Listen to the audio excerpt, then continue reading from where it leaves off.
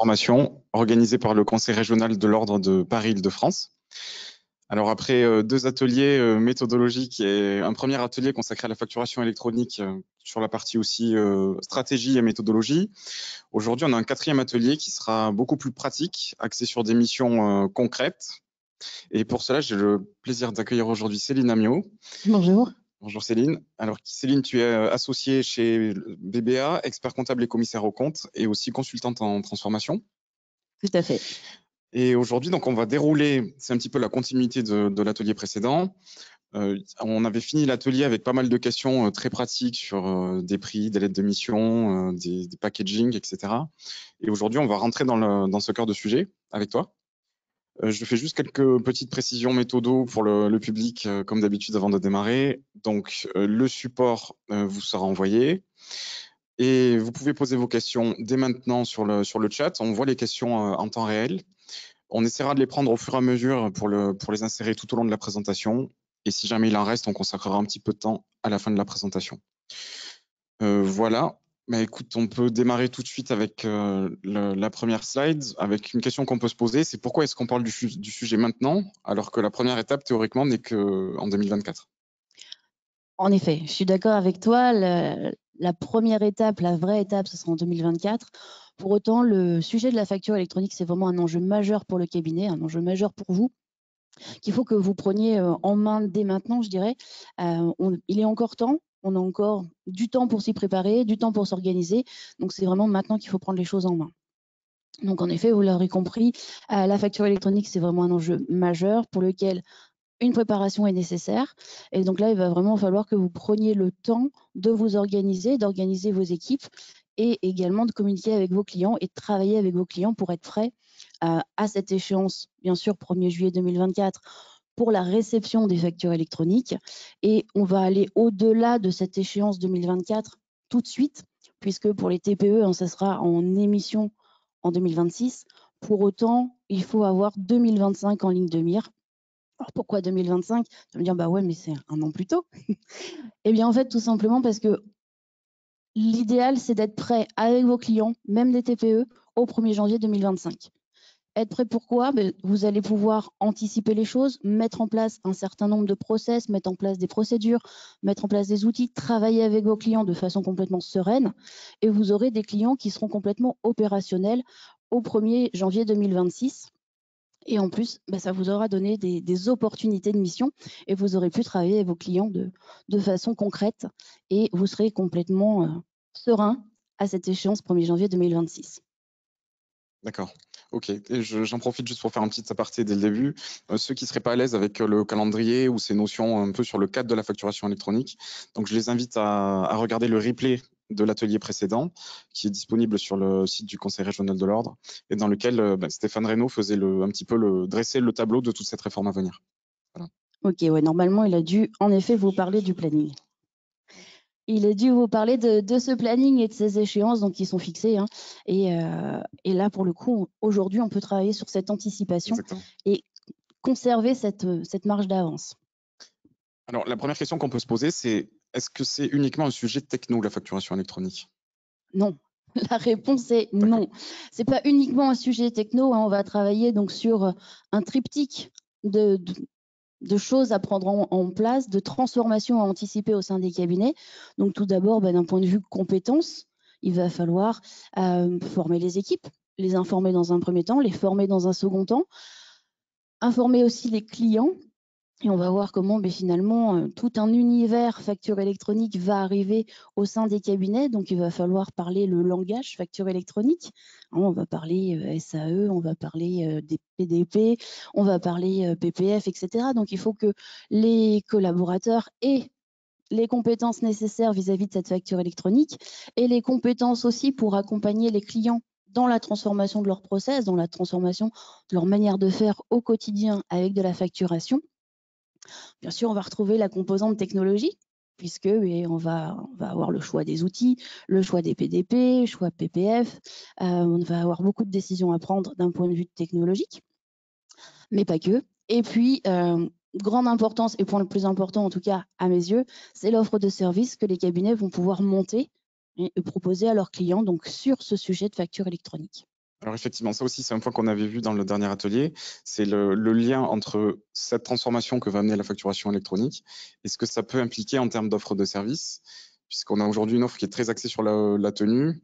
Enfin, tu m'arrêtes si je dis des bêtises, bien sûr, Non, mais non, tu as qui est très raison. axée sur la tenue et le pointage des comptes. Et la facturation électronique, en automatisant tout ça, va permettre de dégager du temps pour proposer de nouvelles choses aux clients.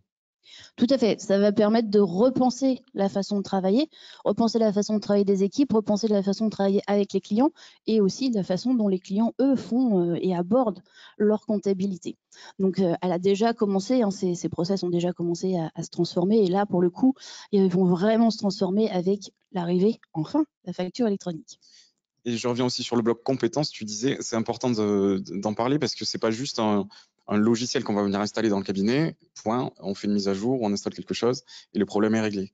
Il y a aussi un impact fort sur les collaborateurs pour eux et vis-à-vis des clients. Ouais, il y a vraiment un impact très, très fort. Alors moi, dans les missions que je fais, je forme des collaborateurs et je forme des collaborateurs notamment, à devenir data controller.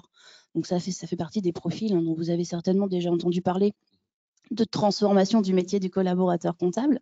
Et j'ai eu l'occasion entre, l'année dernière et cette année, hein, pour une association de former déjà 130 data controllers. D'accord. Donc des collaborateurs qui ont envie de changer un peu de leur quotidien, ont envie d'accompagner les clients vraiment sur de la digitalisation des process.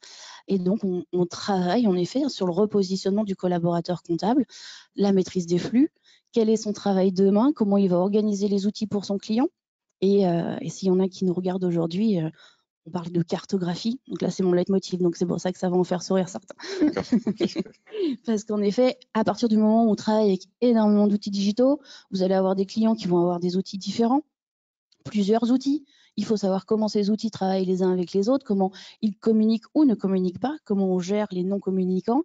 Et du coup, il faut avoir une bonne vue d'ensemble du système d'information de son client. Okay. Donc là, on rentre vraiment dans un autre domaine que du déclaratif, puisqu'on rentre vraiment dans du travail sur des systèmes d'information. Donc, il faut à la fois le langage que tu décrivais tout à l'heure, savoir parler facturation électronique, et à la fois une posture vis-à-vis de son client. Posture de Exactement. conseil, d'écoute. Posture de conseil, posture d'écoute, posture de sachant vis-à-vis des systèmes d'information.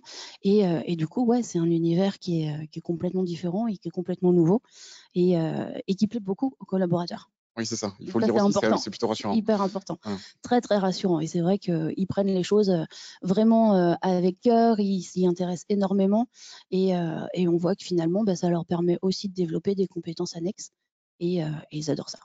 Donc là, déjà, c'est très rassurant à la fois pour les collaborateurs qui pourraient nous écouter. L'idée, c'est d'expliquer qu'on se transforme mais pour quelque chose de mieux, de plus intéressant, de plus gratifiant aussi.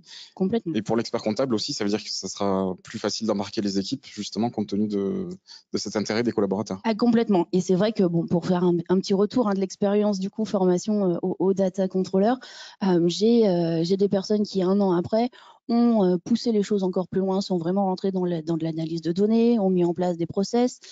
J'ai des cabinets qui me disent, bon, maintenant, tous mes dossiers ont la cartographie du système d'information des clients.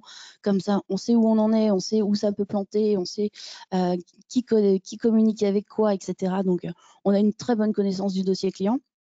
Et vraiment, on a un retour d'expérience qui est super favorable. Et c'est aussi un levier d'attractivité dans les cabinets, puisqu'on change du quotidien, on change de la déclaration de TVA qui va occuper une bonne partie du mois, etc. Et ça fait aussi arriver de nouveaux profils dans les cabinets. Donc c'est hyper, hyper important. Ok, bon, parfait, ça plante très bien le décor. Alors, j'ai une première question. Alors, on va pas y répondre là tout de suite parce que tu y réponds plus tard dans la présentation. D'accord. Mais c'était qu'en est-il de la possibilité de continuer à utiliser Excel ou Word pour faire de la facturation? Donc, on va en parler tout à l'heure. Tu as même un chiffre assez frappant sur le sujet. Ouais. Ça, en effet, ça fait... On garde la question pour plus tard. Ça marche, je vais y répondre après. Et on va passer donc à la partie stratégie. Donc, sur cet aspect offre de service, quelle est peut-être la stratégie du cabinet? Alors voilà, une fois qu'on a fait le constat qu'il va falloir jouer sur l'importance de ce triptyque compétences, techno et offre de service, il faut vraiment rentrer dans le cœur du sujet et définir la stratégie du cabinet. Donc pour définir la stratégie du cabinet, on va se poser la question demain, quelle est ma stratégie avec mes clients? Comment je choisis d'accompagner mes clients? Vous êtes encore sur un laps de temps où vous allez pouvoir choisir, ce qui est bien. c'est confortable. Donc là, on est vraiment sur le choix stratégique du cabinet et là, c'est vous qui êtes vraiment acteur de cette mise en place de stratégie. Vous allez pouvoir choisir votre orientation. Alors, de notre point de vue, on a différents points. Donc, on va avoir l'accompagnement au passage facturation électronique. C'est ce dont on va parler juste après aujourd'hui. Ensuite, après, il y aura tout ce qui concerne la facturation et le recouvrement des créances clients. Et ça, je pense que Stéphane en parlera lors du prochain atelier. Et ensuite, tout ce qui va être gestion des fournisseurs et gestion des paiements, puisque, comme vous le savez, on va rentrer dans un univers lié à cette facture électronique qui va ouvrir de grandes opportunités, de nouvelles opportunités pour les cabinets auprès de leurs clients. Voilà, donc c'est parfait. Enfin, ça tombe très bien puisque c'est raccord avec les prochains ateliers, ce qui est plutôt logique. Effectivement, donc il y a 3 grands blocs qui correspondent aux 3 ateliers. Donc celui d'aujourd'hui sur l'accompagnement au passage à la facturation électronique, où là vraiment on va décrire des missions pour aider les clients à faire cette transformation. Le deuxième bloc, facturation recouvrement de créances clients, donc ça sera l'atelier du 7 février. Et le troisième bloc sur la gestion des fournisseurs et des paiements, possible aussi grâce à la facturation électronique, ça sera l'atelier encore d'après. Donc aujourd'hui, on va passer du temps sur cette première partie, stratégie de mise en place du cabinet, et on va voir qu'il y a 2 attitudes possibles. Tu commences à le dire, on peut subir ou être plutôt proactif. Exactement. Comme dans toute situation, il faut savoir comment on veut faire face à la situation. Donc là, sur l'accompagnement facturation électronique, il y a différentes positions. Voilà, les 2 principales, ça va être l'attitude passive et l'attitude positive, bien sûr. Et là où finalement, pour nourrir cette attitude positive, on a de la chance puisque sur la mission facture électronique, on va plutôt parler des missions facture électronique.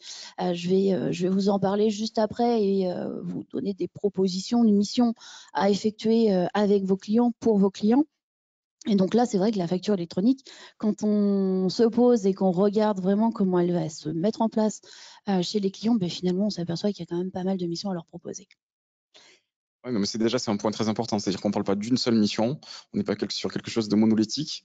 On va le voir, il y a plusieurs possibilités en fonction d'une typologie de client. Exactement. Donc 2 attitudes, attitude passive ou attitude positive. Donc si on fait un focus sur la passive attitude, on va dire que c'est l'attitude la plus facile. Alors ça, c'est un leurre, c'est la plus facile dans un premier temps. Par contre, après, il va falloir essuyer le fait d'avoir été passif sur un certain temps. Qu'est-ce qui va se passer si je suis passif? Donc, si on se positionne déjà après échéance, donc à échéance, bon, échéance 1er juillet 2024, donc là, on va être essentiellement en position de recevoir des factures électroniques. Bon, jusque-là, ça devrait pas mal se passer. Par contre, après, on va se retrouver sur une position où il va falloir être beaucoup plus moteur. Et si je suis passif, qu'est-ce qui va se passer? Bah, tout simplement, je vais me retrouver dans une situation où je vais devoir travailler avec les choix d'autrui. Je vais travailler avec mes clients qui auront choisi leur plateforme, leur PDP, ou alors passer par le PPF, ou alors travailleront avec des plateformes choisies d'un point de vue réfléchi, ça sera déjà pas mal, ou un choix opportuniste en prenant la première qui vient, ou la moins chère, ou celle qui me plaît le plus. Enfin, on va avoir tout un tas de critères de sélection fantaisistes qui vont apparaître. Et du coup, moi, en tant qu'expert comptable, et mes équipes vont se retrouver à travailler avec de nombreux outils pas choisis, qu'on ne connaît pas, et il va falloir gérer les situations conflictuelles. Oui, parce qu'il faut dire aussi que le cabinet ne sera pas le seul à parler de facturation électronique. Donc, Pas s'il du n'en tout. parle pas, il y a probablement d'autres acteurs autour de l'entrepreneur et du client qui vont essayer de l'amener sur leur plateforme et leur solution. Exactement. Et c'est pour ça aussi qu'on insiste sur plutôt une échéance 2025 pour prendre de l'avance par rapport à tous ces acteurs qui vont rentrer et qui sont déjà en train de rentrer sur le marché facture électronique, c'est normal.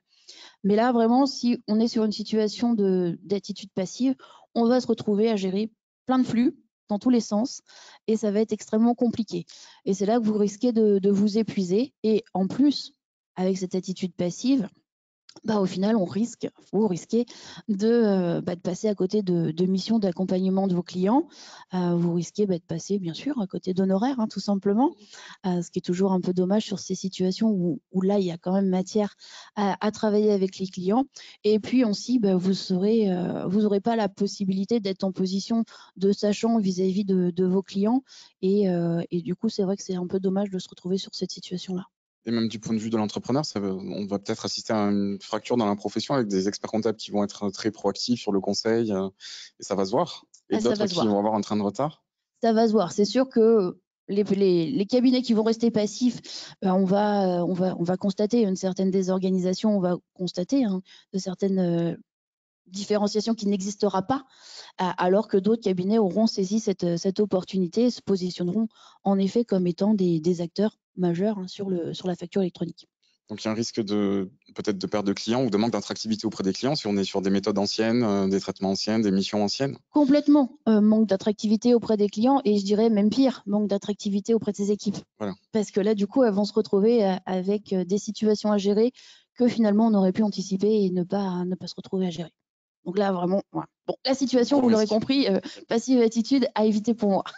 Ok, bon, bah, c'est très clair sur cette première situation. On va passer du coup au bon côté, la bonne approche, la positive Voilà, attitude. la positive attitude où là, en effet, on est plus sur ma façon, en tout cas, d'agir et de voir les choses. Donc là, on est vraiment sur, je vais construire l'offre de service de mon cabinet, je vais réfléchir à toutes les opportunités qui sont offertes sur cette facture électronique, avec cette facture électronique. Et donc là, on vous a adressé une typologie de mission. Alors, pour dresser une typologie de mission, en fait, on a envisagé 2 axes de clientèle. On est là sur une clientèle, on va dire, plutôt classique, pour lequel on fait du déclaratif, on fait des déclarations de TVA, on fait de la saisie encore, pourquoi pas. Donc là, on est sur un type de client classique et puis après, on verra quelle typologie de mission on peut proposer à un client que j'ai plutôt appelé client autonome, chez qui finalement, on a aussi des missions à proposer. Donc, est-ce qu'on peut dire un client en tenue, client en révision, c'est ça ou c'est pas tout à fait cette typologie-là? Oui, si tu veux faire on peut faire c'est à peu près ça? ce parallèle. Ouais, Ok. ouais, complètement.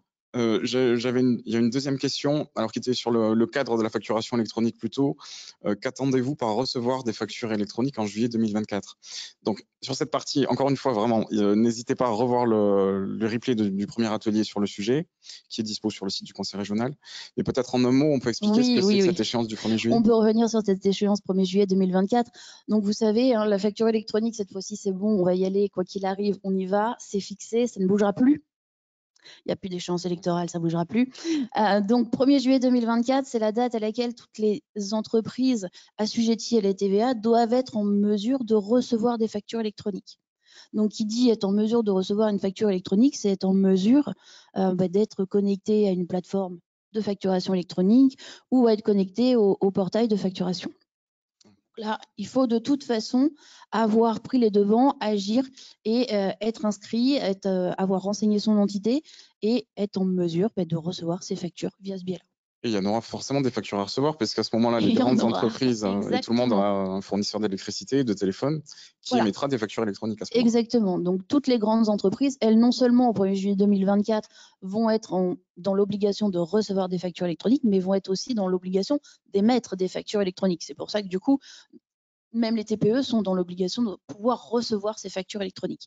Donc là, c'est une échéance importante, puisqu'il va falloir en effet que tout le monde soit prêt pour recevoir ces factures via le biais facture électronique. Et c'est pour ça qu'on a dit que c'était important de prendre la parole sur le sujet, parce que les entrepreneurs vont être assénés de publicité, on peut le supposer. Oui, ça y est, ça commence. Vous avez des acteurs majeurs sur la facture électronique. La facture électronique, ok, maintenant c'est encadré et il y a une obligation légale qui va arriver, mais c'est quelque chose qui existe déjà depuis très longtemps. Ça fait au moins 20 ans que vous avez des acteurs de dématérialisation de factures pour qui finalement c'est un marché très connu, très rodé, et donc qui commence déjà à démarcher tout type d'entreprise. Avant, c'était plutôt focusé sur les grandes entités. Vous aviez des grands acteurs qui avaient dématérialisé leurs factures, parce que quand ils ont vu le coût d'une facture papier, se sont vite dépêchés de dématérialiser leurs factures. Donc vous avez même déjà des TPE qui ont l'habitude de travailler sur de la dématérialisation de factures. Ok, très bien. Merci beaucoup. Ah, ça a amené une troisième question. Alors, est-on obligé d'être sur une plateforme, bon, c'est dans la continuité, est-on obligé d'être sur une plateforme dès le 1er juillet 2024 pour recevoir une facture électronique? On ne peut pas la recevoir par mail, par exemple. Alors ça, c'est une grande question qui est récurrente. C'est est-ce que je vais recevoir ma facture par mail? Donc non, une facture, vous n'allez pas pouvoir la recevoir par mail. Il faut absolument qu'elle transite via cette plateforme, via une plateforme. Alors que ce soit une plateforme privée ou bien le portail public de facturation, il faut de toute façon que ça passe par cette plateforme et c'est cette plateforme en fait qui va recevoir la facture. Après, elle vous informera bien sûr que vous avez reçu une facture, mais il faudra aller faire la démarche d'aller réceptionner la facture sur la plateforme. Donc voilà. Pourquoi pas par mail uniquement? Parce que ces plateformes, elles vont, alors qu'elles soient privées ou alors j'anticipe un peu sur la suite, mais c'est pas grave, qu'elles soient privées ou que ce soit la plateforme publique, elles vont bien sûr traquer un peu les factures électroniques qu'elles vont recevoir. On va savoir à quelle date la facture est reçue. On va aussi savoir à quelle date elle a été réceptionnée, prise en charge par le destinataire. On va savoir quand est-ce qu'elle est payée, etc. Donc, il va y avoir beaucoup d'informations qui vont émaner de ces factures électroniques et qui vont remonter. Donc, c'est pour ça que ce n'est pas une facture qu'on va recevoir par email, puisqu'une fois qu'elle arrive dans une boîte mail, on peut plus avoir toutes les données qui vont être liées à la facture électronique. Et là-dessus, c'est ce que je disais tout à l'heure, mais l'intérêt du cabinet, c'est pas de laisser son client se débrouiller avec une plateforme publique et du coup d'être sorti des flux, c'est de trouver le moyen d'être vraiment au cœur de cette transmission d'informations. C'est exactement ça. Au cœur des flux, au cœur de la donnée, et c'est vraiment être en capacité de gérer le flux des clients. Et de toute façon, ça permet aussi d'avoir une meilleure connaissance d'un point de vue comptable de son client. Ouais. Ses délais de paiement, etc. Donc tout ça, ça fait partie des choses que la facture électronique va permettre de mettre en place. Et c'est pour ça qu'elle modifie aussi les process de nos cabinets, tout simplement. Et en plus, c'est la matière première aux missions qu'on va voir justement. Exactement. Toutes ces informations en temps réel, j'essaie de faire la transition. Et donc, on va voir cinq missions. Là, on est très concret, on rentre vraiment dans le dur de la présentation. Oui, là, on rentre dans le cœur du sujet, voilà, dans le cœur des possibilités. Donc là, 5 missions qui sont proposées pour les clients dits classiques, où là, vous allez pouvoir donc réaliser un diagnostic numérique du client. On va voir après le détail de ces différentes missions. Un diagnostic process facturation du client. Une recherche aussi d'outils de facturation. Vous avez encore des clients qui n'ont pas d'outils de facturation et dans une proportion qui est peut-être même pas imaginée à l'heure actuelle. Un process facturation électronique, comment on va travailler avec le client sur ce process. Et puis une mission qu'on a appelée un full fact. Donc ça, concrètement, c'est 5 missions qu'on va détailler maintenant, qui sont à votre disposition pour accompagner vos clients dans cette transformation qui arrive. L'idée, c'est de vous donner des choses le plus clés en main possible pour que vous puissiez après prendre votre portefeuille, regarder quelles missions sont adaptées, on va parler de tout ça. Exactement, on va parler de démarrer tout ça. Le plus rapidement possible. Et démarrer le plus rapidement, tout à fait, tu as raison. Et en plus, sur les 3 premiers, là, vous allez avoir un modèle de lettre de mission qui va vous être communiqué aussi, donc qui va vraiment vous permettre d'accéder à ces missions. Alors, on démarre avec la première mission, la mission de diagnostic numérique du client. Alors, diagnostic numérique du client, donc là, on va dépasser le cadre de la facture électronique et on va vraiment rentrer au cœur du système d'information du client. Et là, on va proposer une mission de diagnostic. Donc, proposer une mission de diagnostic, on va faire de façon classique notre lettre de mission et puis on va aller chez le client pour vraiment dresser un état des lieux de la numérisation, de la digitalisation, comme vous voulez, de ces process. On va voir que finalement, peu importe la taille de l'entreprise, on a besoin de faire le point sur cette numérisation des process puisqu'elle a été faite de façon un peu empirique. Et là, maintenant, c'est le bon moment de faire le point de là où en est mon client et quels sont les points sur lesquels je peux l'accompagner, quelles sont les numérisation de process que je peux déjà travailler avec lui, que je peux déjà mettre en place avant l'arrivée de la facture électronique. Alors, vous pouvez complètement décorréler ce diagnostic numérique du client de la facture électronique. Il peut vivre tout seul, bien que la facture électronique soit un vrai levier pour proposer ce genre de mission. Alors, quels sont les différents flux concrètement quand on va faire ce diagnostic? Qu'est-ce qu'on va examiner comme catégorie de flux? Alors, quand on va arriver donc sur un diagnostic numérique global du client, on va vraiment analyser tous les flux du client. Donc là, bien sûr, on va faire un focus sur la numérisation des ventes, des achats, de la trésorerie, parce que c'est notre cœur de métier, mais on va aller au-delà de ça. C'est-à-dire, quels sont les moyens de communication du client? Quels sont les flux de données qu'il échange? Et là, on va voir qu'au final, notre client, il a déjà commencé, bien sûr, à digitaliser ses process, mais pas de façon formalisée. Et là, on va pouvoir vraiment l'aider à faire le point de sa situation, définir avec lui les objectifs sur lesquels on veut arriver à terme. Et on va pouvoir, après, bien sûr, l'accompagner dans la numérisation, dans la digitalisation des différents process. Donc là, on va faire un diagnostic global. Et à la fin, bien sûr, c'est pour lui proposer des missions qui peuvent être réparties par cycle. On peut tout simplement faire un diagnostic global de la situation d'un client, puis lui dire, on peut commencer par le process achat. Ou on peut commencer par le process vente. Donc là, on a vraiment le choix. Donc c'est bien une mission de diagnostic, c'est-à-dire qu'elle démarre avec un état des lieux, la cartographie qui est chère à On ton va faire cœur. une Donc, cartographie. voilà. Et elle termine avec des recommandations, mais pas la mise en place, parce que la mise en place, ce sera d'autres missions vendues après, c'est ça? La mise en place, c'est une autre mission. Ouais, là, on est vraiment sur un diagnostic. On vend un diagnostic, on utilise des outils de diagnostic pour le faire. On va utiliser des questionnaires, etc. Et avec ces questionnaires, ça va donner un état de la situation et ça va ouvrir des pistes de travail. Et là, ce sont des propositions de missions à faire aux clients. Et un des credos de ces ateliers, c'est d'être hyper concret, hyper pratique. Si je prends un exemple, par exemple, un client boulanger, je vais aller chez lui, donc je vais examiner sa caisse, sa réception de facture d'achat, la façon dont tous ces process-là. Tous ces process, voilà, qui sont plutôt des process cœur de métier. Donc, en effet, ceux-là, ils vont paraître évidents, Ouais. mais on peut aussi regarder comment il prend ses commandes. Voilà. Tout simplement, hein, il peut avoir mis en place une application qui lui permet de digitaliser la prise de commande. Et là, on va regarder comment ça se passe et comment sont suivies les commandes, etc. Donc là, on peut aussi agir vraiment sur des choses qui sortent un peu de notre cœur de métier. Et ça positionne aussi le cabinet, ça le met dans une position d'expert un petit peu différente de celle de teneur de compta et d'enregistreur de compte, quoi. Complètement. Là, on rentre vraiment sur de la différenciation de cabinet, de la différenciation de mission. Alors, j'ai cité l'exemple BPI France, puisqu'il y a un partenariat qui existe entre BPI France et le CNOEC, pour lequel en fait on peut accompagner des clients dans la numérisation de certaines branches de leur cycle, que ce soit vente, achat, etc. On peut les accompagner et rentrer dans un process BPI France. Donc pour ceux qui sont déjà rentrés sur ce process-là, donc il y a une campagne de formation avec des référents dans chaque cabinet, donc référents facture électronique. Et le process a été prolongé jusqu'au 30 juin prochain, donc on peut encore travailler sur la digitalisation. Et là, l'exemple BPI France, tout simplement parce qu'ils ont mis en place un process de travail qui colle complètement à un diagnostic numérique où on va faire un état des lieux avec le client de sa situation numérique. Alors, il y a une question très concrète liée à la facturation électronique et au processus, sur les ventes et achats. Il y a une question enfin, quelqu'un demande, est-ce qu'on peut avoir la même plateforme, donc PDP, pour les ventes et les achats? Est-ce qu'on peut avoir deux plateformes différentes? Comment ça fonctionne? Alors, le mieux, c'est d'avoir la même. Ça, c'est clair. Tout à fait. Vous allez avoir la même plateforme PDP pour les ventes et pour les achats. Donc, vous allez émettre vos factures via une plateforme et c'est cette plateforme qui va recevoir aussi vos factures d'achat.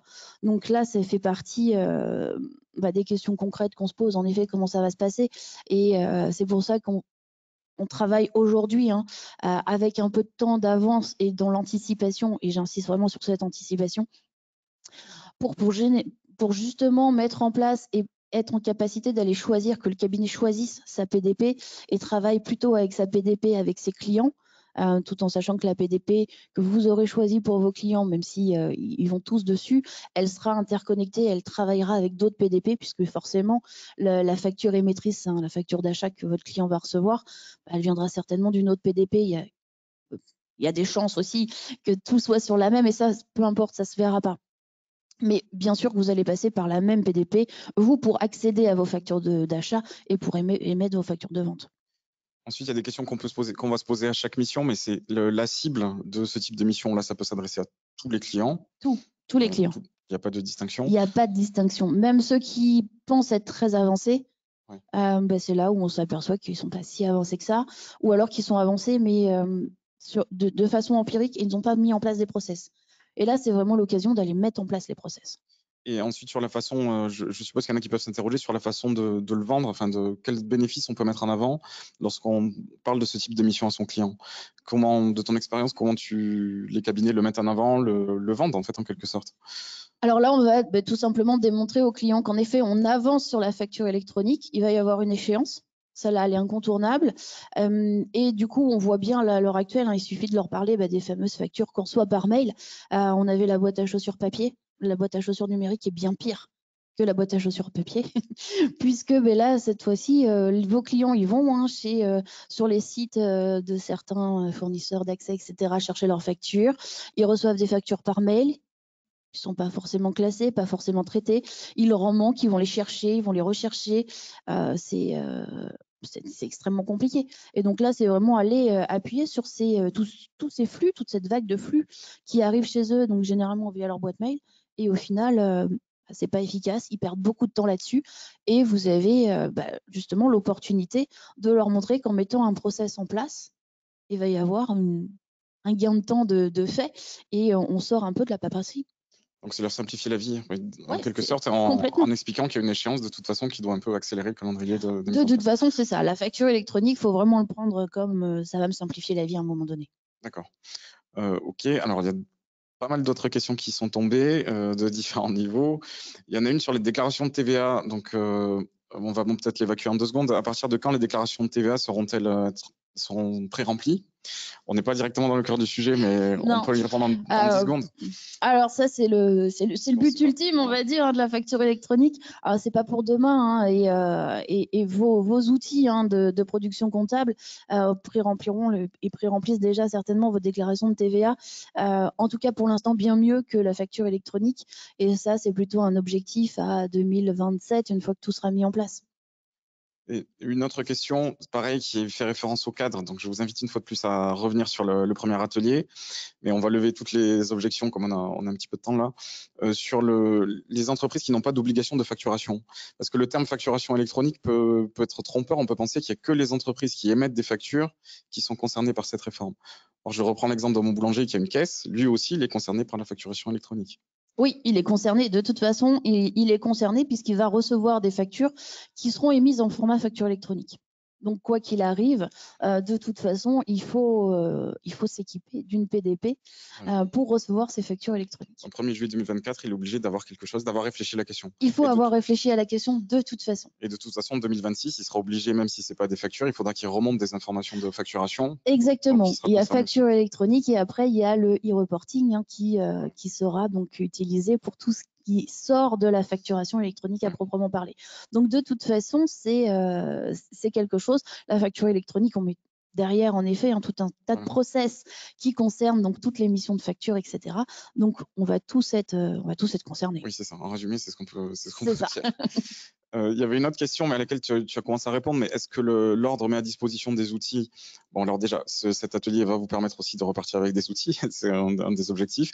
Mais tu parlais du partenariat avec BPI France, est-ce que tu peux dire concrètement, répéter un petit peu ce que tu as dit, mais Bien sûr, bien sûr. comment est-ce qu'on se renseigne là-dessus? Comment est-ce qu'on s'inscrit? Alors, BPI France, vous avez un accès normalement sur le site de l'ordre avec une rubrique qui est concernée donc, à ce partenariat BPI France. Et BPI France et le Conseil national donc, ont mis en place un partenariat pour accompagner les entreprises dans la digitalisation de certains process. Donc, il y avait un certain nombre de dates, il y avait 2 formations, 2 demi-journées de formation à suivre pour les référents des cabinets.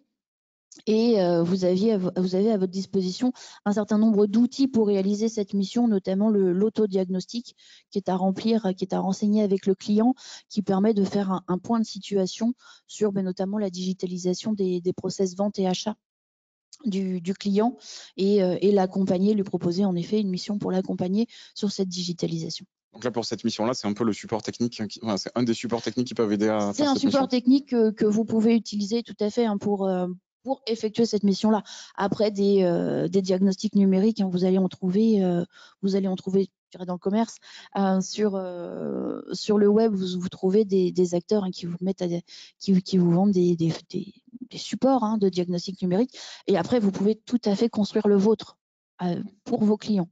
Donc ça, c'est assez simple à réaliser. Très bien. Donc là, on a fait le tour de cette première mission de diagnostic. Donc là, on fait la photo, la cartographie. Exactement. On peut passer peut-être à celle d'après, où là, on va commencer à modifier les process du client. Exactement. Donc là, on va rentrer un peu plus sur le process facture, puisque là, on va vraiment faire un focus. Alors, à signaler aussi, c'est que les 5 missions qui sont proposées, elles ne sont pas exclusives. C'est-à-dire qu'on peut commencer par un diagnostic numérique global pour ensuite, après, faire un diagnostic focus process facture électronique, facturation du client. Alors, sur ce process facture, donc là, on va vraiment rentrer dans le cœur du sujet de la facturation du client. On va aller auditer tout son process de facturation, comment il fait, comment il procède, sur quel outil il conçoit ses factures. Bon, là, généralement, on a des petites surprises. Comment il transmet ses factures à l'heure actuelle, quelles sont les conformités de ses factures. Donc là aussi, c'est un gros sujet et un gros sujet notamment pour la facture électronique, hein, puisque avec l'arrivée de la facture électronique, un certain nombre de champs obligatoires sur les factures entrent en ligne de compte. On a l'arrêté du 7 octobre dernier qui est venu vraiment cette fois-ci fixer tous les champs obligatoires. Donc, si vous allez le consulter, vous allez voir qu'il y en a un certain nombre, avec un certain nombre d'indications qui vont devenir obligatoires, de façon à avoir des factures électroniques après qui seront assez étoffées et utiles à la transmission d'informations. Donc la conformité facture, c'est vraiment quelque chose qui va devenir un vrai sujet pour le cabinet. Et puis quelque chose dont on parle, mais qu'on ne voit pas trop, la PAF, la piste d'audit fiable. Donc la piste d'audit fiable, pour être honnête, je crois que j'en ai pas vu une de rédigée. Quand on pose la question, c'est un sujet. Bon, mais pour autant, aucun cabinet n'a vraiment mis en place la démarche d'accompagnement de ses clients sur la piste d'audit fiable. Et même avec la facture électronique, ça va rester un sujet. Donc là, ça va rester un sujet. Après, ça sera sans doute facilité par la facturation électronique. Bien sûr. De prouver la piste d'audit fiable. On aura une piste d'audit fiable allégée, mais elle existera toujours. Et elle sera beaucoup plus simple à mettre en place, puisqu'on va supprimer un certain nombre d'outils. Et c'est intéressant ce que tu disais sur les mentions obligatoires sur les factures. Je ne sais pas si tout le monde en a bien conscience. Effectivement, depuis la fin d'année 2022, il y a de nouvelles mentions obligatoires. C'est-à-dire qu'il y aura des informations apportées sur les factures en format facture électronique qui ne sont pas portées actuellement sur les factures. Donc ça fait partie, quand tu parles de conformité des factures, il va falloir aussi à minima informer les clients et au mieux les accompagner pour mettre en place ces nouvelles obligations. Et au mieux les accompagner. Après, lorsque la facture électronique sera vraiment mise en place, les plateformes, en tout cas les PDP, vont faire un contrôle de conformité. Donc ça facilitera aussi le travail du cabinet pour vérifier la conformité des factures de ses clients, puisque toutes les factures qui seront envoyées via la plateforme passeront un test de conformité. Et là, on verra en effet remonter toutes les anomalies. Donc on pourra être plus en amont pour le conseil de ce côté-là avec nos clients. Il y a au moins deux questions sur ce process de facture, questions très concrètes, sur des clients qui émettent auprès de particuliers, qui facturent des particuliers, et sur des clients qui émettent des tickets de caisse. Bon, on l'a évoqué tout à l'heure, mais c'est quoi être conforme quand on facture des particuliers ou quand on a une caisse? Alors, quand on a une caisse, si on prend l'exemple du restaurant par exemple, je vends à un particulier, là je vais avoir un ticket, je ne vais pas avoir une facture. Je ne vais pas rentrer dans un process facture électronique, mais par contre je vais rentrer dans le process e-reporting. Mon ticket de caisse, mon Z de caisse, c'est un reporting qu'il faudra que je fasse sur la plateforme à échéance déterminée, plus ou moins rapprochée. Et bien sûr, à terme, on essaiera bien entendu, le e-reporting sera quelque chose qui sera de plus en plus fréquent et de plus en plus interconnecté, de façon à inciter tout le monde à avoir des caisses, que les caisses soient connectées à la PDP, de façon à approcher le temps réel. Donc, si on est avec un particulier, on va avoir un ticket et ce ticket, il fera partie du e-reporting. Il ne fera pas partie de la facture électronique envoyée systématiquement. Maintenant, si je suis toujours restaurateur, mais qu'en face de moi, j'ai quelqu'un qui me dit il me faut une facture pour ma note de frais, là, je rentre sur de la facture électronique. Donc, j'émettrai une facture électronique et elle partira sur la plateforme PDP réceptrice. Voilà. Donc ça fait partie des choses à expliquer à ses clients quand on lui parle de facture électronique. Ils ne seront pas épargnés eux non plus. Et ils ne seront pas épargnés. Et encore une fois, de toute façon, dès le 1er juillet 2024, on l'a déjà dit, mais on le répète, en réception, ils sont concernés dans tous les cas. En réception, ils sont concernés tout de suite 2024. Ok, alors je fais juste un petit tour de... Oui, alors en fait, on a beaucoup de questions sur la réglementation. Je vais les garder. Oh, si on reste du temps à la fin, on y répondra, mais vu que c'est pas l'objet aujourd'hui de cet atelier, on va pas toutes les traiter. Je les garde de côté. Et on peut continuer sur l'émission si tu veux. Sur l'émission, ok, ça marche. Donc la diagnostic, donc process facture, on va vraiment rentrer sur le cœur de la machinerie facture du client. Comment il fait ses factures, avec quoi il fait ses factures, comment il les diffuse, en quoi elles sont conformes ou pas et comment il va les concevoir. Et la piste d'audit fiable, est-ce qu'il a besoin d'aide pour la rédiger? Bon, il va fort à parier que oui. Et comment je peux l'accompagner sur cette mise en place. Donc là, pareil, ma lettre de mission, j'effectue mon diagnostic et mon rapport de fin de mission qui ouvre sur des possibilités de travail avec mon client. Avant que tu passes à la suite, c'est intéressant parce que là, on était sur 2 missions diagnostiques et ça, c'est peut-être une étape qu'on a tendance à, en tout cas, ne pas vendre ou pas formaliser et peut-être aller directement sur la solution sans vendre une mission diagnostique. Exactement. Et pourtant, cette mission de diagnostic, elle est hyper importante. C'est souvent celle qui est réalisée au doigt mouillé. Voilà, en prenant en compte ce qu'on connaît de la situation de l'entreprise, c'est vraiment très important de formaliser cette mission, de formaliser les étapes qu'on fait sur un diagnostic. De ce diagnostic, une fois qu'il est vraiment complet, c'est de là où on va vraiment partir pour mettre en place des process efficaces. Sinon, on va arriver à des process empiriques qui vont avoir des lacunes. C'est un peu dommage. Oui, donc il faut vraiment, dès le départ, packager ce truc-là, le formaliser et le vendre en tant que tel. Et le vendre en tant que tel. Okay. Vraiment le formaliser, le vendre, aller chez le client pour le réaliser, le faire avec lui, vraiment lui montrer que finalement, on va analyser toute sa situation, que ce soit sa situation numérique, que ce soit son process de facturation, et que une facture en elle-même, c'est pas juste un presse-bouton.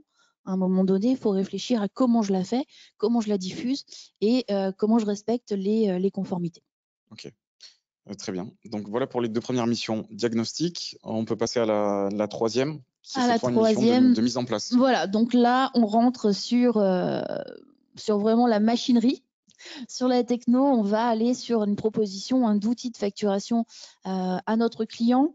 Donc là, une fois qu'on a vu sa situation, qu'on a vu avec lui les points sur lesquels on travaille, quels sont ses besoins, hein, c'est du diagnostic qu'on va identifier les besoins en matière d'outils. Des outils de facturation, il en existe beaucoup qui ont des facultés différentes, des caractéristiques différentes. Et donc là, il va vraiment falloir accompagner le client dans le choix de son outil de facturation dans un premier temps. Bien sûr, choisir un outil qui sera conforme aux exigences, hein, notamment si on parle facture électronique, qui sera capable d'émettre des factures X, puisque facture X, c'est le format retenu, hein, en tout cas en France, pour être le format facture électronique à côté de l'EDI, bien sûr. Et là, on va être moteur donc pour faire ce choix d'outils, pour proposer différents types d'outils de facturation à notre client. On va par la suite intégrer l'outil, le paramétrer avec notre client, intervenir sur des actions de formation aussi auprès de notre client, auprès de ses équipes, pour qu'il puisse utiliser l'outil correctement. Et puis l'assister dans la mise en production et puis ensuite faire tout le suivi, hein, et pourquoi pas lui proposer, alors tout dépend de l'outil que vous aurez choisi avec votre client, que votre client aura choisi d'utiliser, mais c'est vraiment comment je fais le suivi. Est-ce que c'est mon collaborateur qui va faire la hotline? Et si c'est le cas, comment je forfaitise un accès hotline vis-à-vis de mon collaborateur? Et ça illustre bien là aussi cette mission, le changement de mentalité à avoir vis-à-vis du client, parce qu'on n'est pas habitué peut-être à facturer ce type de mission. Ça peut se résumer des fois à une discussion informelle, une recommandation de logiciel. L'idée, c'est de dire non, c'est beaucoup plus que juste citer 2-3 marques. C'est aller chez le client, comprendre son besoin et aller jusqu'au service après-vente. Complètement. Là, on est vraiment sur une mission d'accompagnement et de suivi par la suite. Et c'est vrai que si vous avez peut-être déjà mis en place des outils de facturation chez vos clients, on le met en place, on lui donne ses codes d'accès, puis on le laisse un peu tout seul. Et puis, il va se débrouiller un petit peu peut-être avec l'éditeur, voir comment l'éditeur fait son accompagnement, etc. Mais là, c'est vraiment être moteur dans la mise en place de cet outil, c'est faire en sorte que le client puisse l'utiliser de la façon la plus optimale possible sans se poser des questions et voilà, sans lui dire bon voilà le mode opératoire préconisé par l'éditeur et débrouillez-vous avec. Donc là, on répond vraiment à ces questions et on est vraiment moteur, on l'accompagne vraiment au quotidien dans l'utilisation. Et quels sont les critères de choix d'un outil de facturation quand on est le cabinet? Est-ce que, enfin, je sais pas, je pense par exemple à la compatibilité, notamment avec le logiciel de production. Voilà, là, ça dépend. Les critères de choix, ça dépend si on se place côté cabinet, si on se place côté client ou si on se dit qu'on va travailler main dans la main tous les deux. Comment est-ce qu'on doit se positionner? Exactement. Donc là, ma cartographie va être importante aussi, puisqu'il va falloir en effet proposer au client, faire une sélection d'outils de facturation qui puissent s'intégrer avec notre outil de production. C'est bien sûr la meilleure solution. Ça évitera par la suite d'avoir des manipulations à faire pour récupérer l'information. Et donc là, on va regarder ce qui est le plus le plus compatible avec notre outil de production et puis aussi avec les éditeurs avec lesquels on veut travailler. Donc là, le cabinet en amont de cette proposition d'outil de facturation, à lui de faire son benchmark, à lui de faire ses tests pour voir quel outil est le plus ergonomique, pour voir quel outil est le plus approprié à sa méthodologie de travail et quel outil est le plus confortable pour ses équipes, pour ses collaborateurs comptables.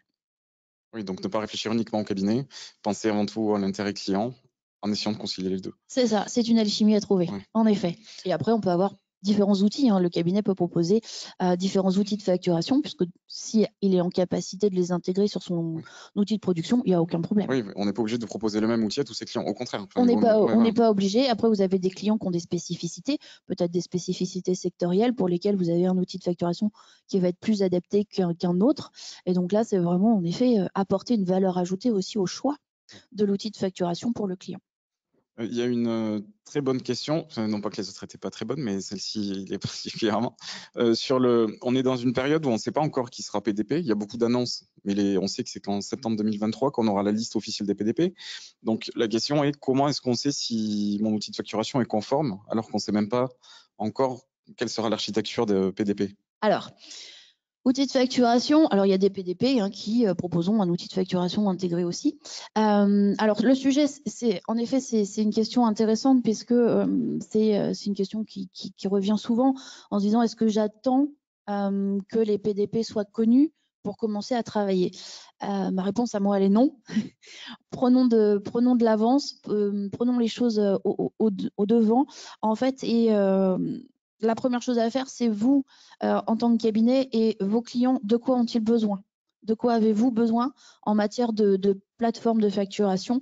C'est pas en attendant, bien sûr, il va y avoir la liste des PDP qui va être connue, il va y avoir des benchmarks sur ces PDP. D'ailleurs, on va commencer à en faire aussi dès que les PDP seront connus, mais il faut vraiment être anticipé sur ça. Donc PDP, on connaît déjà le cahier des charges d'une PDP, donc on peut déjà faire son marché en tant que cabinet sur quelles sont les fonctionnalités que je veux proposer à mes clients, quelles sont les fonctionnalités que je veux que mes PDP aient et quelles sont les fonctionnalités que je souhaite que les PDP de mes clients aient également. Donc là, c'est pour ça qu'on peut déjà travailler, même si on ne connaît pas encore les PDP. Bon, on sait qu'il va y en avoir certainement une quarantaine à l'ouverture de la facturation électronique. Il ne faut pas attendre de connaître leur nom, ne pas attendre de connaître leurs caractéristiques. De toute façon, elles répondront au cahier des charges. Donc, prenons le cahier des charges, passons aux fonctionnalités qui sont déjà obligatoires dans le cahier des charges, et puis regardons aussi dans les acteurs de dématérialisation de factures. Forcément, l'architecture va être quasiment similaire. Et là, comment je sais si mon acteur de facturation, mon logiciel de facturation, il va être conforme ou pas? Alors, là, justement, c'est le moment d'aller interroger les éditeurs. Comment ils prennent en compte cette obligation? Forcément, ils ont déjà réfléchi, ils ont déjà intégré ça dans leur roadmap et pour que mon logiciel de facturation soit conforme, il faut qu'il émette de la facture X. Il faut qu'il émette de la facture X. Il peut émettre des factures électroniques. Si cette facture X est scellée par derrière, on a une facture électronique. Et après, comment mon logiciel va se connecter à une PDP? Et peut-être qu'en interrogeant vos éditeurs, vous aurez déjà un éditeur avec lequel vous travaillez qui, de toute façon, va vous dire mais je soumets pour être PDP. Donc là, vous allez savoir qu'en effet, il sera conforme. Et le Facturix, c'est pas de la science-fiction. Il y a déjà des logiciels non, de facturation qui produisent déjà dans ce format. Ça existe déjà. Ça existe déjà, Donc le Facture X, c'est une grande histoire, la Facture X. Il y a déjà des logiciels qui permettent de le faire dès aujourd'hui, de générer des fichiers dans ce format-là. Complètement. Vous avez déjà des logiciels qui émettent ce format de facturation. Donc tout simplement, le format Facture X, on le rappelle, c'est un format recto verso, tout simplement où au recto, vous avez un fichier PDF qui est lisible par l'œil humain. Et au verso, vous allez avoir la codification des informations du fichier PDF en format XML. C'est tout. Donc, on a déjà des éditeurs qui émettent des factures au format Facture X. Et elles sont envoyées, je dirais, classiquement par mail. Voilà. C'est les tuyaux qui ne sont pas encore Voilà, c'est juste qu'en fait, sur le PDF qui est émis par ces éditeurs, lorsque vous ouvrez le PDF, vous avez un petit trombone sur le côté et vous avez donc une pièce attachée à ce PDF. Quand vous cliquez sur le petit trombone, vous avez le fichier XML qui apparaît sur le côté du fichier PDF. Vous pouvez l'ouvrir, vous double-cliquez dessus et là, vous allez retrouver vos informations codées en langage XML. Ça ressemble beaucoup à du HTML. Si vous avez la curiosité de le faire, vous pouvez, et c'est tout à fait compréhensible. Si on regarde, on retrouve bien les champs. Alors là, à l'heure actuelle, une facture X, pour être conforme, il faut qu'elle ait les champs minimum. Donc en fait, à l'heure actuelle, il n'y en a pas beaucoup. À l'heure actuelle. Ça va s'enrichir. D'ici 2024, il y en aura un peu plus. Mais voilà, donc on a déjà en effet des outils de facturation qui sont conformes. On peut passer peut-être à la mission d'après. Alors, je vois d'autres questions qui sont tombées, je les oublie pas. C'est juste pour pas prendre de retard sur la présentation. Donc, on va avancer et s'il reste du temps à la fin, on les traitera en questions-réponses. Alors, autre mission, donc process facturation électronique. Là, cette fois-ci, on va rentrer plus dans la mise en œuvre de la facture électronique avec, cette fois-ci, on va parler de PDP, on va parler d'archivage, on va vraiment parler de pistes d'audit fiables. Et donc là, on va proposer à notre client de mettre en place son écosystème de facturation électronique. Donc, pour ce faire, on va retrouver le langage technique dont on parlait au début avec les différentes compétences. Donc, en effet, une facture électronique, elle doit être émise en langage Facture X, elle doit être scellée par une PDP, elle doit passer par la PDP, elle doit être échangée et ensuite elle doit être archivée. Donc, voir aussi comment gérer l'archivage. Donc, archivage, on va parler de SAE, etc. Donc, il y a tout un langage à mettre en place, tout un langage que vos clients vont pratiquer aussi. Donc, il faut aussi s'assurer qu'ils pratiquent le langage correctement. Et donc là, on rentre vraiment dans la sélection PDP. Et donc, on peut déjà, c'est ce que je disais tout à l'heure, on peut déjà commencer à gérer les fonctionnalités PDP, à sélectionner les fonctionnalités dont notre client a besoin et sur lesquelles nous aussi, on veut travailler. Donc, par rapport à la mission d'avant, tout à l'heure, on était juste sur la brique facturation. Et là, c'est une mission plus large. On est sur l'écosystème. Jusqu'à l'archivage, voilà, tout l'écosystème. Complètement, ouais. Là, on est vraiment sur l'écosystème. Est-ce que ça s'adresse à une typologie d'entreprise différente ou est-ce que ça dépend du besoin du client? Ça dépend du besoin du client. Les fonctionnalités sur la PDP vont être bien sûr adaptées aux besoins du client. Vous n'utiliserez pas toutes les fonctionnalités proposées par la PDP que le cabinet a sélectionnées et pousse auprès de ses clients avec tous vos clients, mais ça va couvrir quand même une grande partie de votre clientèle. Parce que sur la PDP, on va retrouver des applications de paiement, on va retrouver des applications de relance, etc. Ça sera le sujet des prochains ateliers, donc je rentre pas dedans, mais ça va concerner la grande majorité des clients. Et donc là aussi, on peut dire que ça découle du diagnostic qu'on a fait en amont, c'est-à-dire que selon s'il y a un besoin en archivage, en transmission, etc., on va adapter et proposer que la première ou que la seconde. On adapte ça en compte tenu du diagnostic. Bien sûr. Voilà. Pour moi, le diagnostic initial, il est incontournable. Okay. C'est vraiment la première mission à proposer aux clients, la première mission à réaliser avec eux. C'est pour ça qu'après, ce sont des offres plutôt à tiroir, où elles sont toutes complémentaires. En fait. Ok. Très bien. Donc, on a vu les deux missions de diagnostic, mission analyse du process de facturation en lui-même et maintenant toute la facturation électronique avec l'écosystème. C'est ça. On passe à l'étape d'après. Et donc, l'étape d'après, finalement, c'est j'ai vu avec mon client tous ses besoins, j'ai cadré les choses avec lui et puis il en est ressorti que mon client, il aimerait bien avoir une solution clé en main et une mission clé en main. Et donc, c'est mon client cible all inclusive, donc avec ce qu'on a appelé le full fact. Après, à vous de trouver le nom qui vous parle le plus. Mais là, on prend en charge complètement le process de facturation du client. C'est le cabinet qui va prendre en charge la facturation. Donc, bien sûr, il faudra une existence d'un mandat de facturation. Et on va réaliser les factures pour nos clients et on va suivre toute la vie de sa facture à travers les PDP. Donc, c'est le cran au-dessus. Encore une fois, on ne dit pas que tous les clients vont prendre cette mission. Non. Voilà, c'est donner une palette de services possibles. Après, à chacun d'aller piocher en fonction de sa typologie de client. Exactement. Là, c'est vraiment un catalogue qui vous est proposé. Donc, vous pouvez, chez certains clients, proposer toutes les missions, puisqu'elles vont s'enchaîner les unes après les autres de façon naturelle et de toute façon, elles apportent une vraie valeur ajoutée aux clients. Ou alors, vous pouvez aller piocher certaines missions en fonction de certains clients.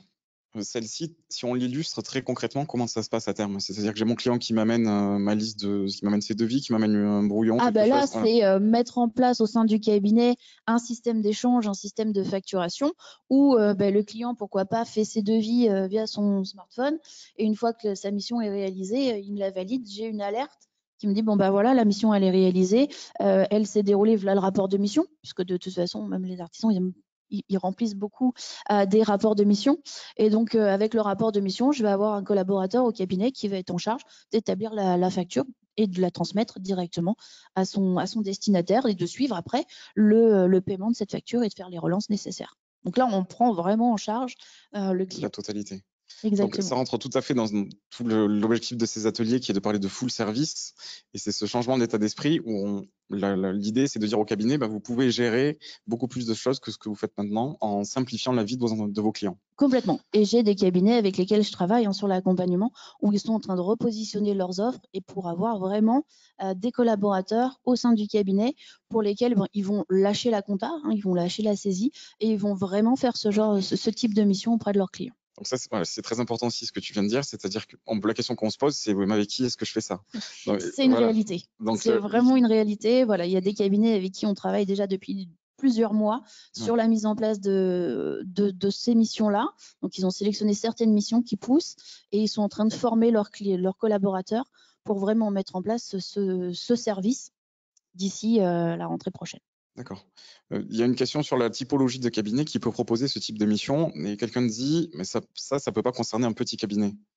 Alors, quel est ton retour d'expérience là-dessus? Alors si, de mon point de vue, ça peut concerner un petit cabinet. Petit cabinet, tout simplement, en fait, bien sûr, si vous la vendez qu'à un seul de vos clients, bon, bah, il faut, dans ces cas-là, il faut libérer du temps chez un collaborateur pour s'en occuper. Il va pas s'en occuper à plein temps. Après, plus vous allez proposer cette mission-là, plus vous allez voir que finalement, c'est une mission qui plaît aux clients, où ils se déchargent vraiment de la partie facturation.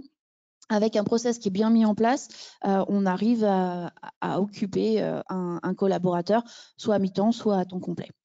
Et donc, sur la question comment est-ce qu'on gagne du temps, tu dis on libère du temps. Alors là aussi, je vous renvoie aux premiers ateliers, puisque tout ça, c'est une suite, ça se veut une suite logique.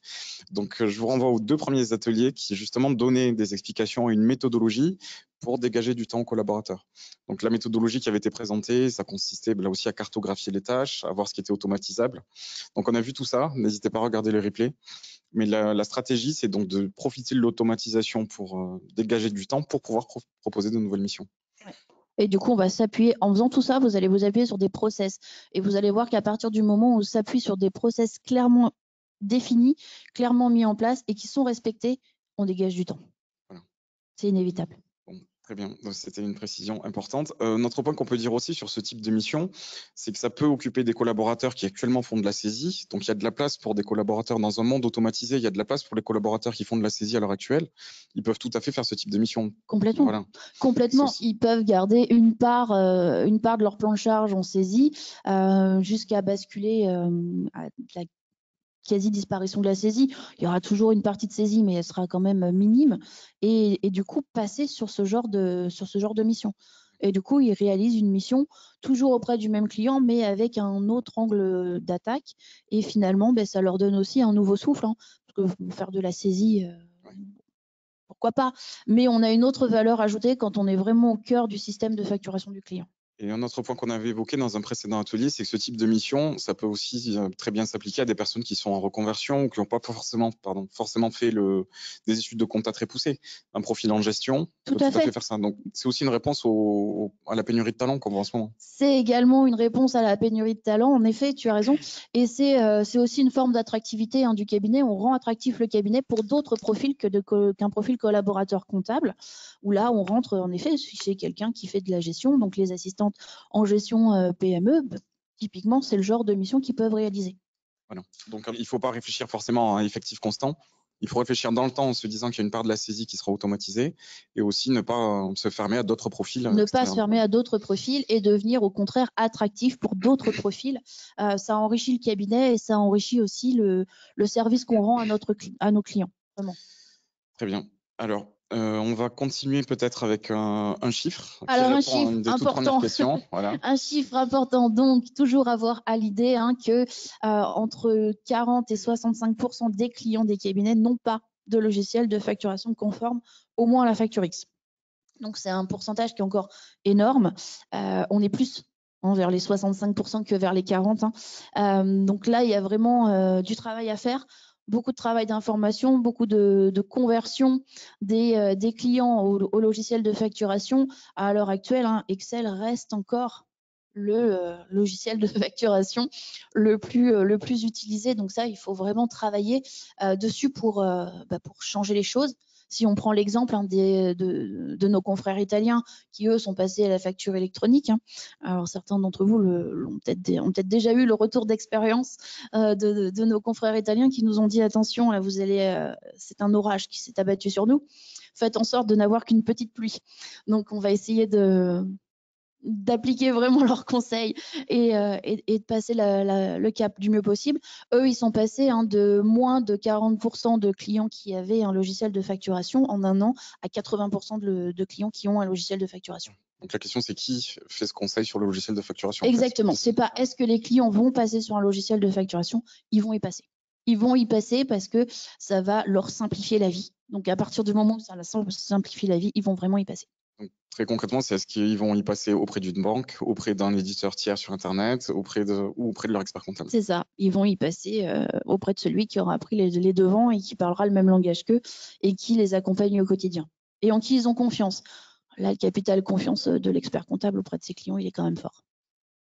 Donc ce chiffre est très intéressant parce que c'est une réponse à ceux qui douteraient de la réalité de tout ce qu'on a dit avant. Ça montre que le potentiel est Il est énorme. énorme. Voilà. Il est énorme, il existe et faut pas le négliger. On va passer maintenant à la deuxième catégorie. Donc, on avait dit, tu avais une typologie en deux catégories clients pour lesquels on fait la tenue, Voilà. ceux qui sont plus autonomes, un peu plus Voilà, organisés peut-être. plus en révision, donc les clients pour lesquels finalement au quotidien on les a pas forcément au téléphone, ils se sont organisés, ils émettent leurs factures, ils gèrent leurs achats, etc. Donc il n'y a aucun problème de ce côté-là. Mais pour autant, on a encore des zones de mission à leur fournir à ces clients autonomes. Et donc on peut aller en effet sur un diagnostic d'impact facture électronique. C'est pas parce que votre client à l'heure actuelle il utilise déjà un outil de facturation de son côté qu'il est pour autant opérationnel, qui sait vraiment ce qu'est la facture électronique et qu'il y voit clair. Donc là aussi, il y a certainement besoin de l'accompagner, de faire un contrôle de son contrôle interne, justement, travailler avec lui sur ce point-là. Et puis, pourquoi pas l'aider, l'accompagner à travailler sur son organisation comptable. Si la facture électronique vient remettre en place les process dans les cabinets, ça remet en place les process aussi dans les entreprises. Et donc, c'est le moment de retravailler sur l'organisation comptable, de trouver la meilleure organisation possible. Et je reviens toujours sur ma piste d'audit fiable. Là aussi, c'est faire le point sur la piste d'audit fiable, déjà son existence. Bon. Et puis ensuite, sur sa mise en place. Et gros sujet sur l'archivage. Là, à l'heure actuelle, l'archivage, c'est pas quelque chose qui est pris en compte par les entreprises dans la grande majorité. Et il va y avoir vraiment un travail sur l'archivage électronique à faire sur les prochains mois. Tu disais, c'est parce qu'ils ont un logiciel de facturation qui sont forcément conformes aux facturations électroniques. Des fois, il y a peut-être aussi une confusion. Faire un PDF, c'est pas faire de la facture électronique. C'est ça. Donc oui, on rappelle, le PDF, le fichier PDF qu'on envoie par mail, c'est pas une facture électronique. Non, c'est une facture numérique si on veut, mais c'est pas du tout une facture électronique. Donc cette typologie-là, ce que tu décris ici, c'est un petit peu une transposition de ce qu'on a vu tout à l'heure, mais pour des entreprises organisées. On va rentrer dans leur système d'information, là aussi, essayer de tout remettre à plat dans le contexte de la facture électronique. Exactement. Alors là, avec une situation initiale qui sera plus développée, peut-être plus complexe que sur les TPE qui sont moins organisées, moins autonomes, mais pour autant, on a vraiment des zones de travail avec eux. Le choix de la PDP, bien sûr, ça va être une question. Comment on va l'organiser sur ce choix-là? Est-ce que c'est une PDP? Est-ce que c'est le PPF qui va être utilisé? La formation facture électronique sur la plateforme choisie, là aussi, ça va être un sujet, puisque selon la PDP, les manipulations ne sont pas les mêmes. On ne va pas avoir les mêmes fonctionnalités. Donc là, l'utilisation de cette PDP de façon la plus optimum possible, c'est une mission de formation pour le cabinet. Après, on va pouvoir pousser un peu plus loin, faire des tests de procédure sur la facture électronique. Vous pouvez avoir des entreprises clientes qui ont déjà pris les choses en main, déjà mis en place certaines pistes de réflexion. Et une fois qu'ils vont avoir mis en place leur process, vous allez pouvoir les accompagner sur ces tests de procédure. C'est toujours intéressant pour une entreprise d'avoir un regard extérieur, de savoir si en effet on est conforme, de savoir si on travaille correctement, si on n'a pas oublié quelque chose. Et après, bien sûr, on va pouvoir pousser les choses sur de la sécurité anti-fraude. Donc là, on va pouvoir faire un peu de diagnostic du côté de la fraude et puis voir aussi comment on peut accompagner les entreprises à détecter de la fraude au sein même de leur process comptable. Donc là, on est sur des tailles d'entreprise sans doute un petit peu plus importantes ou toujours pas? J'ai Alors, tort de poser cette question à chaque fois. Non, Ça tu as s'applique raison parce que c'est une question que tout le monde se pose. Et à chaque fois qu'on parle mission annexe à la comptabilité, on se dit oui, mais c'est pas pour ma clientèle parce que c'est une TPE. Le test de procédure facture électronique sur une TPE, ça existe. La sécurité antifraude, ça existe. Et moi, j'ai le cas d'une TPE, ils étaient 4. Y a rien à faire, hein. La comptable, quoi qu'il arrive, on avait beau la sensibiliser, dès qu'elle recevait un mail avec un lien à l'intérieur, peu importe, elle cliquait dessus. Et on avait beau lui rappeler le process et lui rappeler que non, il fallait pas. Dans le doute, elle cliquait, quoi qu'il arrive. Donc là, procédure antifraude, oui, il faut mettre en place une sécurité antifraude et c'est une TPE. Et donc, en fait, la on facture... adapte. Pardon, excuse-moi. Excuse-moi, on adapte nos travaux, bien sûr, on adapte notre mission à la taille de l'entreprise. C'est pas forcément des missions très très lourdes, forcément. On va pas passer plusieurs mois sur une TPE pour faire des tests de procédure ou pour mettre en place une PDP, mais c'est tout à fait une mission qu'on peut réaliser. Ce qui est intéressant aussi dans ce que tu décris, c'est que la facture électronique, c'est presque un prétexte, j'allais dire, c'est pour une réflexion plus globale sur les processus et la dématérialisation de l'entreprise. Complètement, c'est un prétexte. D'accord. C'est un prétexte parce que c'est un véritable levier parce que ça devient un levier obligatoire. Voilà. À partir du moment où c'est obligatoire, ça va intéresser les gens. Donc là, déjà, on n'a plus besoin de les convaincre sur ce point-là. Donc il y a une partie déjà du démarchage qui est fait. Et là, ça soulève vraiment des besoins. Donc autant jouer avec ces besoins et utiliser ces besoins pour justement apporter une vraie valeur à notre client. Oui, c'est un conseil que de toute façon, il faut apporter à son client et autant faut utiliser l'échéance de la facture électronique. Voilà, pour on va y aller. utiliser cette échéance et on va structurer une offre de service. Ce qui amène à, ou peut-être si tu veux finir de dérouler les 5 ou... Donc voilà, donc après les tests de procédure, il y a aussi toute la partie information, en effet, des services comptables, des décideurs, des entreprises. Donc là aussi, peu importe la taille de l'entreprise, il y a de l'information à faire. Et donc là, on va faire de la formation pour pas créer des événements formation au sein du cabinet pour former vos clients. Et donc là, vous pouvez aussi leur faire utiliser le crédit impôt formation. Oui, tout à fait. On est complètement dans ce scope-là. Oui, donc dans les arguments commerciaux, c'est quelque chose à mettre en avant très concrètement. Là, c'est un bon levier. Quelqu'un pose une question justement sur la formation en disant mais comment est-ce qu'on peut faire de la formation sur les PDP et le PPF, sachant que ça ne sera pas opérationnel avant le 1er juillet 2024? Alors là aussi, PDP, PPF, ok, c'est un outil. Formation, information, c'est tout en amont de cet outil. Vous n'allez pas faire de la formation sur l'outil. On a bien sûr avant que ça existe, mais vous pouvez faire de la formation sur le principe de la facture électronique, sur le principe des échanges de factures, sur comment ça va se gérer, puisque de toute façon, et encore une fois, le cahier des charges d'une PDP, il est établi, il est public. Vous pouvez le télécharger, vous allez voir à quoi doit de toute façon répondre une plateforme de facturation. À partir du moment où vous savez ça, vous pouvez former vos clients dessus. Former les clients sur l'outil, ce sera la dernière marche à franchir en fait. Donc il faut vraiment avoir tout mis en place avant. Et l'outil, je dirais, c'est juste la dernière brique à mettre en place. Oui, si on attend le 1er juillet 2024 pour proposer une formation, quelqu'un d'autre sera déjà passé avant en fait. Oui, ils seront déjà formés, ils sauront déjà de quoi ça parle et ils en sauront presque autant que nous du coup. Ok, bon, très bien, ça répond à la question. Une autre question toujours sur les process de facturation. Est-ce que la suppression d'Excel est-elle un conseil plutôt qu'une obligation légale? Est-ce qu'on est obligé de laisser tomber Excel dès aujourd'hui ou est-ce que c'est une recommandation? Alors, on n'est pas obligé de laisser tomber Excel dès aujourd'hui. Ça, on ne peut pas dire le contraire. On peut toujours faire sa facture sur Excel, la transformer en PDF et même après la passer sur une PDP qui est en mesure de transformer notre fichier PDF en facture X, puis de le sceller, qui deviendra une facture électronique. Pour autant, le fichier Excel, c'est une super source d'erreurs. interrogez vos clients, faites un petit sondage pour savoir combien de fois ils refont leur facture Excel avant de vraiment l'envoyer. C'est une perte de temps, c'est une source d'erreur et plus vite on l'aura supprimé, mieux ce sera. Ok, bon, mais c'est très clair. Parfait. Bah, je propose qu'on passe à la suite, la compte tenu. Oui, 10h10, c'est parfait. C'est bon, on est dans le timing. Donc, la facture électronique, hein, vous l'aurez compris, c'est vraiment une opportunité pour les cabinets, mais c'est une opportunité qu'il faut prendre en main, qu'il faut gérer et qu'il faut anticiper.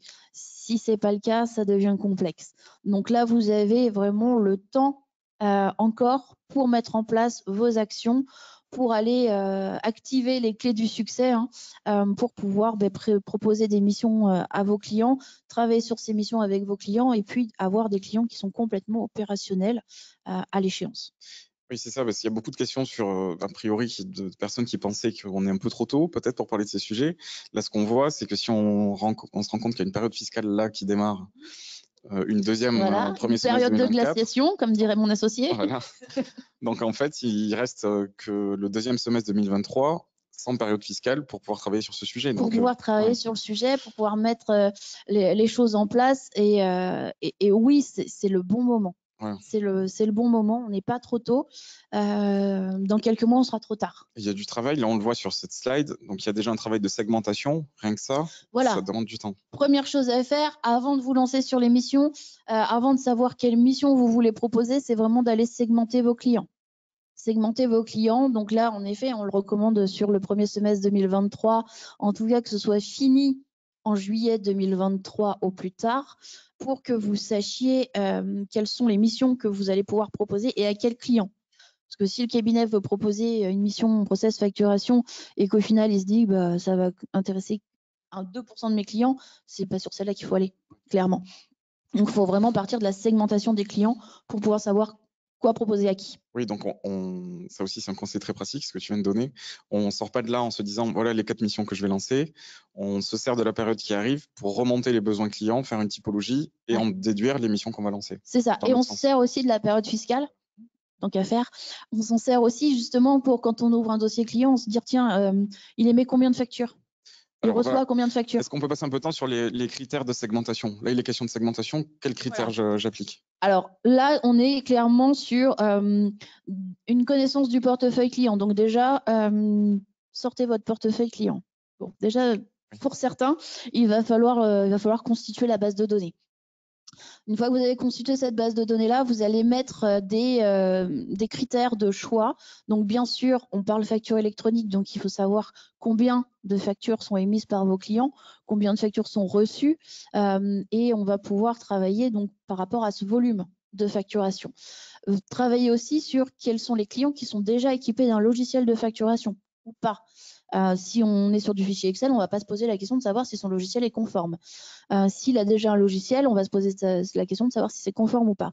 Donc, on va aller enrichir la base client de toutes ces informations. Et une fois qu'on a toutes ces informations, on va faire différents paquets avec mon client, la digitalisation, il ne sait même pas où il en est. Donc là, tout de suite, tiens, je vais faire plutôt du diagnostic global sur ces clients-là. En tout cas, je vais leur proposer. Après, il a un outil de facturation, mais la facturation électronique, il ne sait pas ce que c'est. Donc, du coup, je vais focuser sur le process facturation et ainsi de suite. En fait, je vais vraiment décomposer mon portefeuille client comme ça.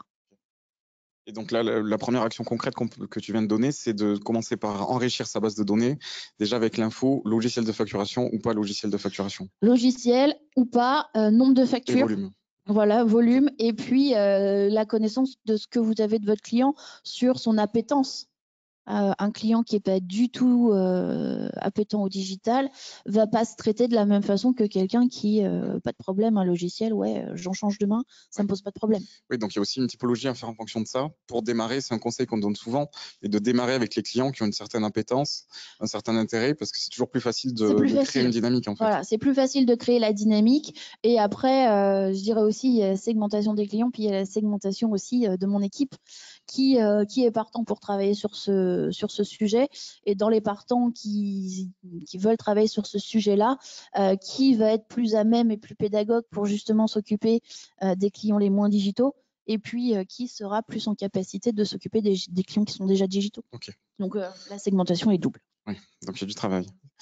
Un conseil très pratique, une question très pratique. Là, il y a les rendez-vous bilans. Donc, tu disais, est-ce que je commence à parler à mes clients de facturation électronique lors des rendez-vous bilans, même si j'ai pas mis en place tout le reste encore, Oui. ou est-ce que c'est trop tôt? Oui. Oui, on leur en parle. C'est le moment, c'est un temps d'échange privilégié avec vos clients. C'est le moment de leur rappeler l'échéance facture électronique, de leur expliquer ce que c'est pour ceux qui ne savent pas. Il y en a qui sont déjà demandeurs dans les cabinets, qui posent déjà des questions. Profitez de ces moments pour en parler. Profitez aussi de ces moments pour leur dire que le cabinet travaille sur le sujet, que c'est déjà quelque chose qui commence à se mettre en place et que des missions vont sortir, et donnez-leur la date à laquelle vous allez promouvoir votre offre de service. Et ça, c'est quelque chose qui n'est pas toujours évident dans un cabinet, de parler de quelque chose qui n'est pas encore complètement maîtrisé, complètement fini. Mais là, il faut y aller, ne serait-ce que pour dire on travaille dessus. Oui, tout à fait. Vous n'êtes pas obligé de leur donner une plaquette détaillée au rendez-vous bilan. Vous n'êtes pas obligé de leur annoncer le tarif immédiatement. Mais par contre, c'est pour ça que travaillez dès aujourd'hui sur quelles sont les offres de services que vous allez leur proposer. Ok. Merci. Sur la suite, donc deuxième point, bâtir son offre été 2003, fin septembre 2023 ou plus tard. Voilà, une fois qu'on a fait la segmentation client, vous allez pouvoir bâtir votre offre. Donc là, vous allez pouvoir sélectionner les missions sur lesquelles vous allez vouloir vous lancer avec vos clients, approprier du coup aux clients puisque vous aurez fait votre segmentation client, et vous allez vraiment pouvoir concevoir ces offres de services. Alors les concevoir, c'est comment je les organise, quelle aide de mission j'ai, quel outil j'utilise pour réaliser ces missions. Surtout, c'est pas un outil à chaque client, sinon vous allez réinventer l'eau chaude à chaque client. C'est faire du sur-mesure sur chaque client, c'est trop compliqué. Donc vraiment, ayez l'outil que vous allez utiliser pour la mission et sachez quel rapport de fin de mission, quel livrable vous donnez à votre client. Ça, c'est les 3 composantes sur lesquelles vous devez impérativement passer pour bâtir votre offre, et après avoir une offre clairement définie et que votre client comprendra et que vos équipes comprendront également. Et donc, une fois que vous aurez bâti votre offre courant de l'été, et il faudra que ce soit fini pour fin septembre 2023 ou plus tard, donc vous pourrez promouvoir ces offres à l'automne 2023 de façon à commencer déjà à les réaliser et être complètement opérationnel 1er juillet 2024. C'est très clair. Si on met tout ça sur une frise, voilà ce que ça Sur un donne. petit rétro-planning. Voilà. Donc ça vous fait votre rétro-planning à imprimer au format poster et accroché dans le cabinet. Exactement, bien sûr, à adapter avec vos équipes, avec vos clients. Donc, on part d'aujourd'hui, on va commencer à segmenter nos clients. Donc, sur le premier semestre 2023, donnez-vous des temps de travail spécifiquement dédiés si vous vous lancez sur ces missions d'accompagnement facture électronique. Prévoyez vraiment des temps sur lesquels qui vont être incontournables. Vous n'allez pas faire un rendez-vous client finalement à la place. Travaillez vraiment sur votre segmentation client. Identifiez les caractéristiques que vous voulez mettre en lumière de façon à concevoir votre base de données client et à l'enrichir avec ces critères. Donc ça, premier semestre 2023. À l'été, donc vous allez en effet bâtir votre offre. Vous allez savoir sur quels sont les besoins de vos clients de par la segmentation, et avec le petit catalogue de missions que je vous propose aujourd'hui, vous allez pouvoir déjà sélectionner les missions qui vont aller en face des clients et celles que vous voulez faire. Vous n'allez pas forcément tout faire. Là, c'est vraiment à vous de choisir les missions que vous voulez réaliser. Donc, vous bâtissez votre offre, vous formez bien sûr vos équipes, vous les informez, vous travaillez aussi avec eux. Vous avez certainement dans vos équipes quelques personnes qui sont moteurs pour travailler sur ce sujet. Donc voilà, après, vous pouvez utiliser différentes méthodologies. Nous, avec les cabinets qu'on accompagne, on utilise les personas, on utilise les mises en place de rétro-planning pour mettre en place les offres. Donc tout ça, ce sont des choses que les collaborateurs aiment faire. Ils aiment se positionner là-dessus. C'est quelque chose de différent de ce qu'ils font d'habitude, et finalement, ça les intéresse beaucoup. Et donc là aussi, c'est de commencer avec ceux qui ont de l'intérêt, aussi bien sur les clients que sur les collaborateurs, démarrer avec les plus motivés. Voilà, démarrer avec les plus motivés, parce que c'est vraiment eux qui vont être moteurs au sein des équipes et ils vont porter le projet. Et du coup, en portant le projet, ils vont motiver aussi leurs collègues. Alors qu'avec une approche, je parle à tout le monde tout de suite, je risque d'avoir des mauvais retours, de me décourager ou de décourager. Oui, et puis il y a des collaborateurs qui n'ont pas la fibre, qui n'ont pas forcément envie de se lancer là-dessus. Donc c'est pas la peine d'aller chercher à les motiver. travailler plutôt avec les collaborateurs qui sont motivés. Et puis, c'est vrai que un collaborateur motivé qui raconte son quotidien, qui raconte ce qu'il fait, il donnera plus envie à ses collègues de se lancer sur l'aventure. Donc, bien sûr. Donc après, promouvoir votre offre. Donc en effet, prévoyez à l'automne 2023 des événements clients ou une communication client adaptée à vos offres de services. Et puis, il n'y a plus qu'à. Il n'y a plus qu'à. Je crois que c'est la slide d'après d'ailleurs. Il n'y a plus qu'à. Exactement, il n'y a plus qu'à. Il n'y a plus qu'à agir, à mettre en place donc tous les éléments. Donc vraiment, pour l'action, il faut que vous ayez défini vos offres de services, que vous ayez mis en place les livrables, que vous ayez mis en place, les modes opératoires pour réaliser ces missions. Il y a un mot ensuite, je pense, sur la slide, sur les lettres de mission, puisque c'était un sujet du précédent atelier. Pardon. On nous a beaucoup demandé s'il y avait des modèles de lettres de mission. Donc là, on est heureux de pouvoir dire que oui. On en a. Peut-être un rappel sur le cadre de la lettre de mission, c'est des propositions de lettres de mission. On n'est pas sur des modèles obligatoires. Non, pas du tout. Donc c'est une suggestion. La lettre de mission en elle-même, elle est obligatoire de toute façon. Ça, par contre, oui, c'est obligatoire. Et là, c'est uniquement une proposition adaptée au cabinet, à la typologie de mission. Oui, complètement. Là, vous avez trois exemples de lettres de mission qui vous sont proposés. Donc, vous les adaptez, bien sûr, en fonction de la mission que vous allez réaliser. Vous avez les grandes lignes qui sont déjà dessinées. Maintenant, à vous de rentrer vraiment dans votre mission par rapport à ce que vous avez décidé de faire avec votre client. Donc, vous avez 3 approches. Vous avez la possibilité et vous devez, bien sûr, les adapter. Mais au moins, vous avez déjà un cadre qui vous permet de démarrer votre mission, de la proposer de façon la plus sereine possible. Il peut y avoir des questions aussi sur l'assurance et la catégorie de la mission. Donc, ce qu'on peut dire, c'est que ce type de mission, dans le cadre du contrat groupe de la profession, on est bon, c'est dans les clous. Évidemment, si vous avez votre propre contrat d'assurance, là, voyez avec votre assureur. Et sur le référentiel normatif, donc pour ceux qui se rappellent du tableau de l'ordre, c'est dans la catégorie des autres prestations fournies à l'entité. On est dans cette case-là. Ça marche. Voilà ce qu'on peut dire sur le plan déonto. Là, ce que je te propose, c'est qu'on prenne peut-être, il nous reste à peu près un peu moins de 10 minutes, prendre quelques questions. Alors, je vais le dire d'emblée, on ne pourra pas répondre à toutes les questions, surtout aux questions qui ont trait à la réforme en elle-même de la facturation électronique. Le premier atelier, je pense, y a répondu. Sinon, là, je vais prendre d'autres questions sur les aspects plus mission. Donc oui, déjà, ça c'est un aspect purement logistique, mais il y aura un replay qui sera diffusé. Donc vous aurez l'occasion de le revoir et de le diffuser à vos collaborateurs, puisque là c'était la demande. Il y avait une question sur a-t-on une liste des logiciels de facturation conformes? Je pense pas qu'il existe de liste de logiciels de facturation conforme à l'heure actuelle. Vous avez des benchmarks de logiciels de facturation, bien sûr. Dans ces benchmarks, vous avez la conformité FactureX. Après, je pense que vous travaillez aussi déjà avec des éditeurs. N'hésitez pas à les solliciter pour connaître leur roadmap. Et des fois, on a déjà des surprises parce qu'on en a déjà qui sont déjà conformes et qui ont déjà tout mis en place. Des fois, il suffit juste en fait d'activer la fonctionnalité. Ok. Merci. Une autre question logistique sur quel espace pouvons-nous revoir les replays et obtenir les supports? Alors là, je me tourne vers sur le site de l'ordre du conseil régional, tout simplement. Voilà. Ok.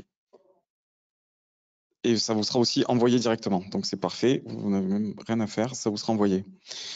Une autre question, alors qui revient toujours sur le temps qu'on passe. Là, c'était sur le diagnostic, mais combien de temps ça prend et combien je facture?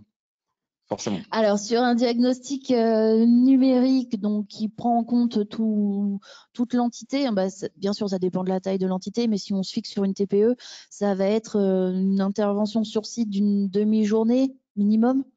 D'une demi-journée minimum. Si vous êtes sur une demi-journée, je vous conseille plutôt de la facturer dans les 500 €. Et si vous restez un peu plus, si vous passez la journée, vous pouvez aller jusqu'à 750 € sur une TPE.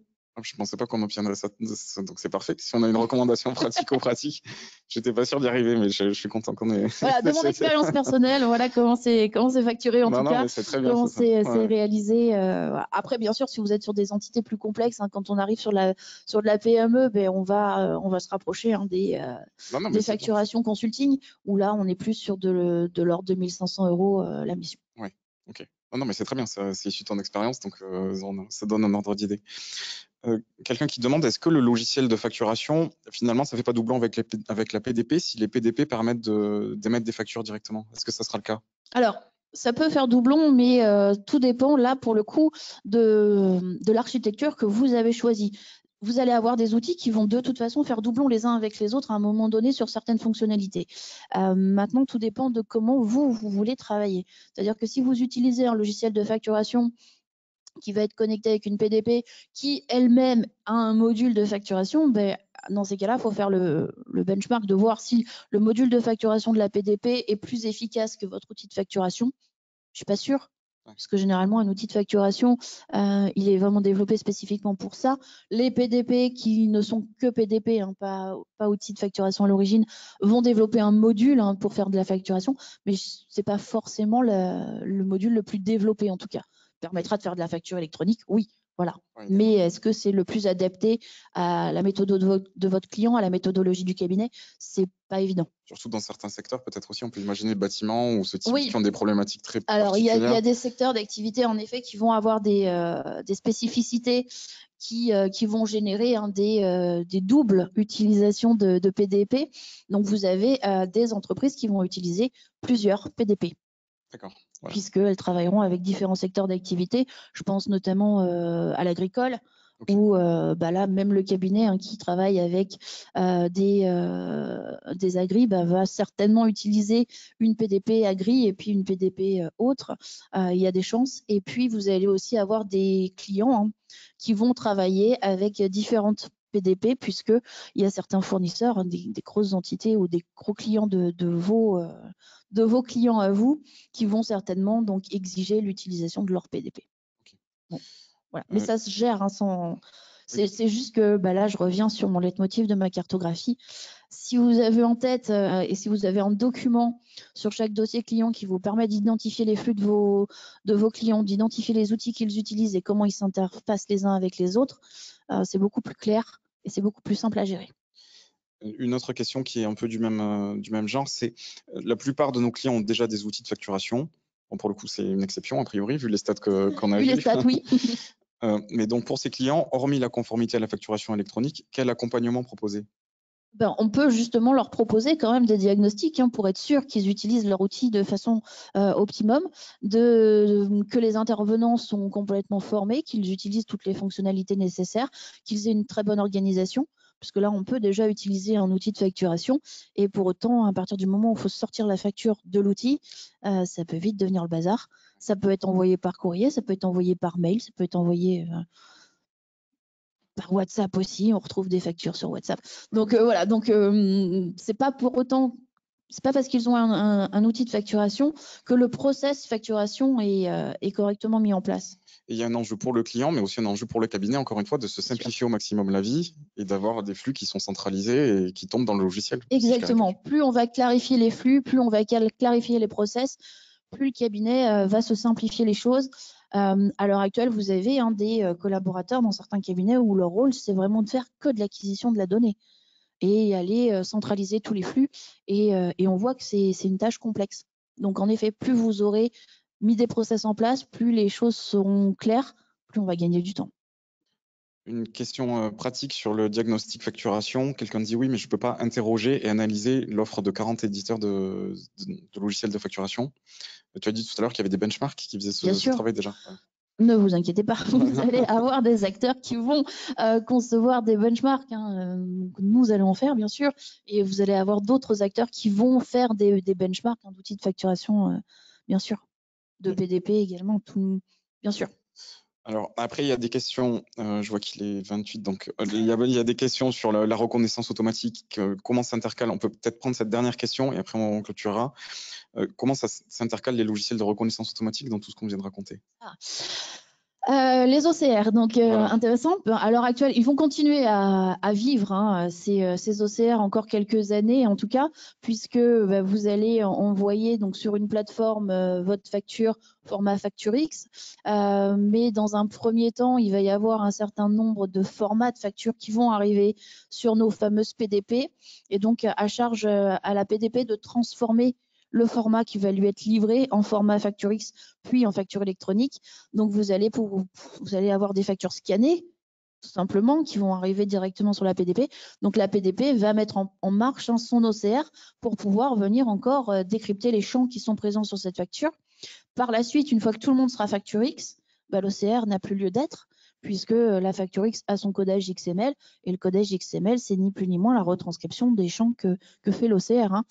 Donc, on n'aura plus besoin d'OCR puisqu'on aura les XML. Donc, il y a une phase transitoire là où il y aura un flux supplémentaire à gérer, mais il y aura toujours les flux papier qui vont coexister. Sur la phase transitoire, de toute façon, à partir du moment où on n'est pas tous dans l'obligation, toutes les entreprises ne sont pas dans l'obligation d'émettre des factures électroniques, on va avoir un flux à gérer de factures de différents formats.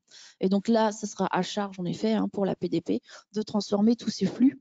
À charge pour nous de les envoyer vers la PDP et à charge pour la PDP de les transformer en factures électroniques. Parfait. Alors, je te propose de clôturer là. Avec plaisir. Je te remercie beaucoup pour toutes ces explications. Merci beaucoup. Merci à tous de votre attention, de votre participation. Donc, oui, donc effectivement, donc on me rappelle, mais j'avais prévu de le faire.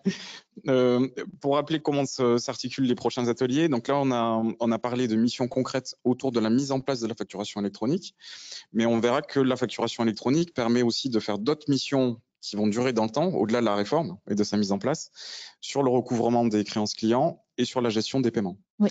Et c'est exactement le sujet des 2 prochains ateliers. Et donc le prochain atelier, merci pour l'affichage, le prochain atelier qui aura donc lieu le mardi 7 février 2023.